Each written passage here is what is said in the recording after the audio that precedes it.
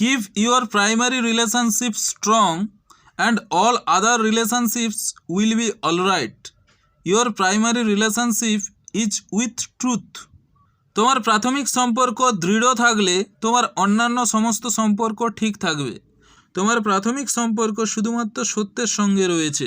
আমরা বইয়ের পাতায় ছোটবেলায় পড়েছি, সদা সত্য বলিব, কখনো মিথ্যা বলিব না। আর বড় হওয়ার সঙ্গে সঙ্গে সব কিছু ফিকে হয়ে গেছে।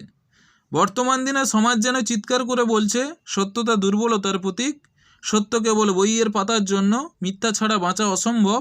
একজন শিশু যখন ধীরে ধীরে বড় হয়ে দেখছে সর্বত্র মিথ্যার রমরমা, তখন মিথ্যাকে সাধারণ ভেবে থাকে, আর সত্যতা বলে কিছু হয় তা বিশ্বাস করতে চায় না।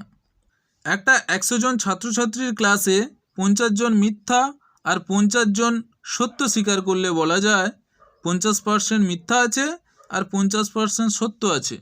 60 জন মিথ্যা আর 40 জন সত্য বললে পার্সেন্ট হয় 60% মিথ্যা বাই 40% সত্য। কিন্তু ক্লাসে 100 জনই মিথ্যাকে স্বীকার করলে সত্য কি আর বেঁচে থাকে? এই হয়েছে আজকের দিনে। আজ সত্য যেন দুর্বল, মৃতপ্রায়। যে মা সকালে সত্য কথা বলার জ্ঞান দেয়, সেই মা বিকালে পড়শির সামনে মিথ্যা কথা বলতে লজ্জাবোধ করে না। যে রাজনেতা মঞ্চে সত্যতার ভাষণ দেয়, সেই রাজনেতাই চুরির দায়ে জেলে যায়। যে বাবা সমাজের কাছে সত্যতার প্রতিমূর্তি, সেই বাবাই কন্যা সন্তানের ভ্রূণ হত্যার কারণ হয়ে যায়। মিথ্যার সাথে বাঁচা অনেক সহজ, সত্যের সাথে বাঁচতে লড়াই করতে হয়। তবে লড়াই করে সত্যের সাথে বাঁচলে জীবনের প্রকৃত আনন্দ খুঁজে পাওয়া যায়।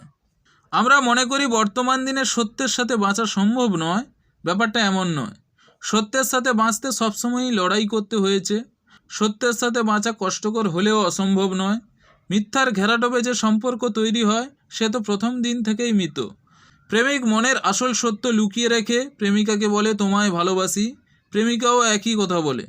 প্রেমিক যদি প্রথম দিনেই সত্য বলতো তোমার শরীরের প্রতি আকৃষ্ট হয়েছি, প্রেমিকা যদি প্রথম দিনেই বলে দিত তোমার চাকুরির প্রতি আকৃষ্ট হয়েছি, তাহলে হয় প্রথম দিনেই সম্পর্ক শেষ হয়ে যেত, না হলে একে অন্যের প্রতি মিথ্যে প্রেমের অন্তত আশা রাখতো না। প্রথম দিনে সম্পর্ক শেষ হলে কিংবা মিথ্যা প্রেমের আশা না রাখলে পরবর্তীকালে কোনো সমস্যাও হতো না। কিন্তু একে অন্যকে মিথ্যার পর মিথ্যা বলে সম্পর্ককে তিক্ত করে দিয়েছে। তাদের সম্পর্কে না আছে সত্য, না আছে যুক্তি।